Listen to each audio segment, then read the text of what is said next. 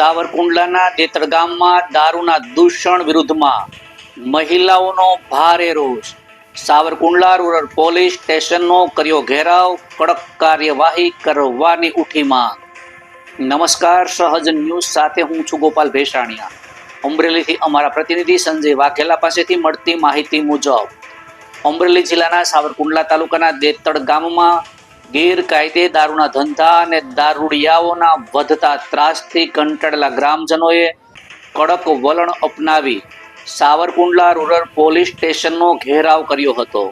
ખાસ કરીને મહિલાઓ અને યુવતીઓએ હિંમતપૂર્વક આગળ આવી કાયદેસરની કાર્યવાહી કરવાની માંગ કરી હતી. ગ્રામજનોના આક્ષેપ મુજબ દેતળ ગામમાં લાંબા સમયથી દારૂની રેલમછેલ ચાલી રહી છે. અનેક વખત પોલીસ સમક્ષ રજૂઆતો કરવા છતાં પરિસ્થિતિમાં કોઈ નોંધપાત્ર સુધારો ન થતાં ગામમાં મારામારી, છેડતી અને અણબનાવના બનાવો વધી રહ્યા છે. મહિલાઓએ જણાવ્યું હતું કે દારૂડિયાઓના ત્રાસને કારણે બહેન દીકરીઓને ઘર બહાર નીકળવું મુશ્કેલ બન્યું છે. મોટા ઝીંઝુડા ગામના સરપંચની આગેવાની હેઠળ દેતળ ગામના લોકો મહિલાઓ અને બાળકો સાથે પોલીસ સ્ટેશન પહોંચ્યા હતા. મહિલાઓએ સ્પષ્ટ શબ્દોમાં જણાવ્યું હતું કે ગેરકાયદેસર વેચાણ અને પીધેલી હાલતમાં આતંક મચાવનારા તત્વો સામે કાયદેસરની કડક કાર્યવાહી કરવામાં આવે, જેથી ગામમાં શાંતિ અને સુરક્ષા જળવાઈ રહે. પોલીસ તરફથી પીએસઆઈએ ગ્રામજનોને વિશ્વાસ આપ્યો હતો કે પોલીસ કાયદાની મર્યાદામાં રહી તાત્કાલિક અને કડક પગલાં ભરશે. ગામમાં કોઈ વ્યક્તિ દારૂ વેચતા કે પીધેલી હાલતમાં ગેરવર્તન કરતા જોવા મળે તો તરત પોલીસને જાણ કરવા અપીલ કરવામાં આવી હતી. તેમજ રાત્રિ સમયે પણ પોલીસ તત્કાલ પહોંચી જશે તેવી ખાતરી આપવામાં આવી હતી. ગ્રામજનોની કાયદેસરની માંગ અને પોલીસના આશ્વાસન બાદ મામલો શાંત પડ્યો હતો. હાલમાં કાયદો અને વ્યવસ્થા જળવાઈ રહે તે માટે પોલીસ દ્વારા નજર રાખવામાં આવી રહી છે. રિપોર્ટર સંજય વાઘેલા, સહજ ન્યૂઝ, અમરેલી. નું નામ શું, શા માટે અહીંયા આવ્યા છો, શું છે રજૂઆત, કોણ આવ્યા છે, વાત કરો. મારું નામ પંકજ ઉનાવા, અમરેલી જિલ્લા ઠાકોર સેના ઉપાધ્યક્ષ.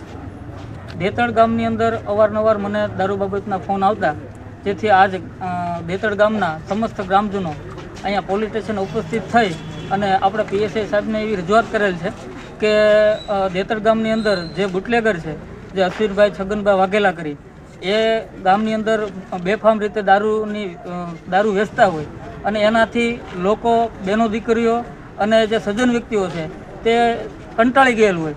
તે બાબતે આપણે પીએસઆઈ સાહેબને રજૂઆત કરેલ છે અને એક આગેવાન તરીકે પણ આપણે 24 કલાકની અંદર સાહેબ પાસે એવી માંગણી કરેલ છે કે દેતળ ગામની અંદર 24 કલાકની અંદર સદંતર દારૂનો વેપલો એ બંધ થવો જોઈએ અને ગામને શાંતિ અને સુલેહનો ભંગ ન થાય તેની જાળવણી પણ પોલીસ તંત્ર દ્વારા કરવામાં આવે તેવી માંગણી કરવામાં આવી છે. લેખિત રજૂઆત કરી?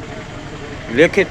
હા, લેખિત આપણે ગ્રામ સમસ્ત, દેતળ ગામ સમસ્ત દ્વારા 100 થી 125 લોકો અહીંયા ઉપસ્થિત છે અને તમામે સહી કરી અને આપણે પીએસઆઈ સાહેબને રજૂઆત કરેલ છે.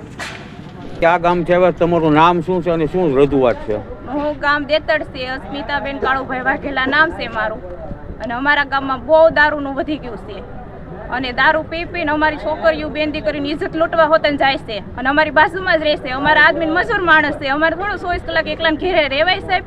અમારે એનાથી છે ને ગામ મેકાવાનું છે, બીજું કાંઈ નહીં. અમે બહુ ત્રાસ આવી ગયો છે હવે દારૂથી. અને તમારા આદમીને ઘેરના ટીકડા દારૂમાં પાઈ દે છે અને રાતે અમારે વંડીઓ હોત ને ટપ્પા આવે છે સાહેબ. હવે અમારી એવડી એવડી દીકરીઓ છે, અમારે એને ક્યાંય જવા દે, અમે નદીને કાંઠે રહીએ છીએ સાહેબ.